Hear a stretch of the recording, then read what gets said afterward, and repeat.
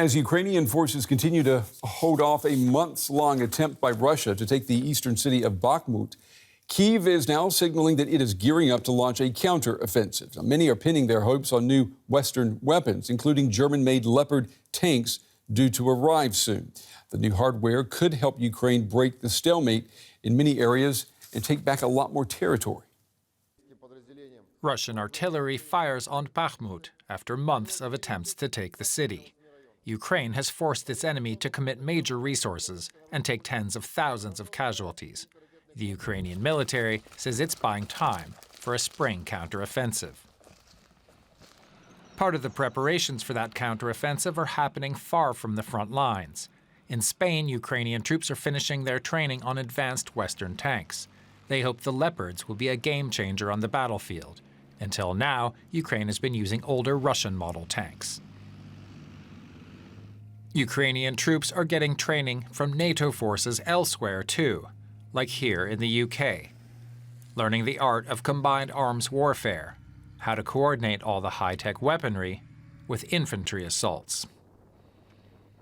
On the front, a tank commander has high expectations. The concept and tactics of tank usage in battle will significantly change because Western tanks have a higher firing range and other capabilities like a digital information field. If this equipment is used properly, one can destroy the enemy before the enemy approaches its firing range. Analysts say Ukraine will likely mount a major attack in Zaporizhzhia province, aiming at the Russian-held city of Melitopol. A successful push would cut through Russia's supply lines to its forces further west. There are factors like weather that can only be guessed at, not controlled. Spring mud can slow or stop tank advances, bogging down the Russians and Ukrainians alike. That means the timing and the target of any counteroffensive are still a mystery, which is just the way Ukrainian commanders want it. Well, I'm joined now by the military analyst Frank Ledwidge to talk about Ukraine's planned spring counteroffensive. Frank is joining us from Oxford. It's good to see you again. When do you expect this Ukrainian counteroffensive to begin? Well, good evening, Brent. I would expect this in early May.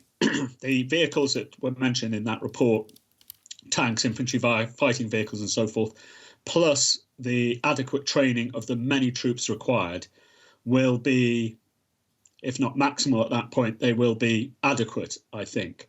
And the Ukrainians, needless to say, have to balance the troops available with the time left, as it were, in the fighting season later in the year. So, yeah, early May, I would suggest late April.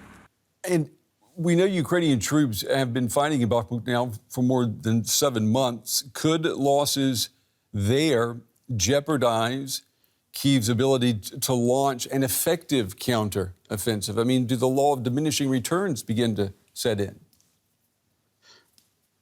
From what we're told, or from reports, it seems clear that that's the view of the US advisors or the US High Command, that the utility or the balance of casualties, the diminishing returns you talked about, are starting to kick in now. In other words, Ukrainians are inflicting lots of casualties, but they're taking too many.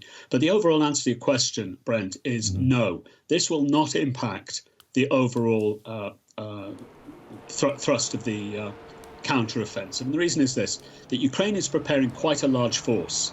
Currently, it's not yet, as far as we know, well, certainly it's not been deployed yet. The reports are that they're developing about 3 corps, which would be around 9 divisions or so. And we're looking at 60,000 troops or thereabouts, that kind of scale, back of the envelope stuff. And it's that force that will spearhead the counteroffensive wherever and whenever it is, comprised, of course, of those troops you saw in the report and many others that have been trained. So the Bakhmut, yes, it's a bleeding ulcer, but it's not decisive. And I assume you're expecting then Ukraine to be able to make some serious gains with this counteroffensive. We shouldn't expect rapid gains. The Russians have been preparing to receive this offensive now for about 4 months. They have prepared some quite heavy engineering works to resist Ukraine.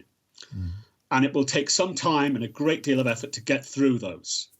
So this isn't going this is unlikely to be, assuming it goes into Zaporizhia, this counteroffensive, to be a sort of rapid thrust with collapsing Russian forces. The Russian forces are very stolid and historically tend not to collapse in the way that perhaps some of us would like.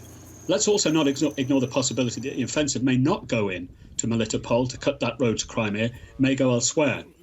Some people might say that Bakhmut might be a place with a weakened Russian force there if a surprise is achieved. But look, none of us knows.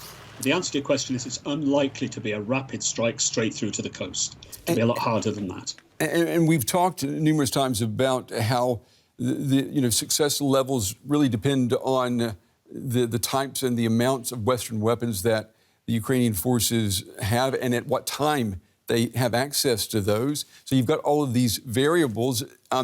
Is it any clearer, though, at this point, what a victory is going to look like for Ukraine? They've stated very clearly that victory for us is the return of all our territories. General Zaluzhny said that last year, and it's been repeated many times since. That would include Crimea. Now, the question for the West, and particularly the United States, is would they tolerate, and this is a question really of tolerate, would they allow, let's say, Ukraine to make that move into Crimea if, in the happy event, they manage to break through those Russian lines?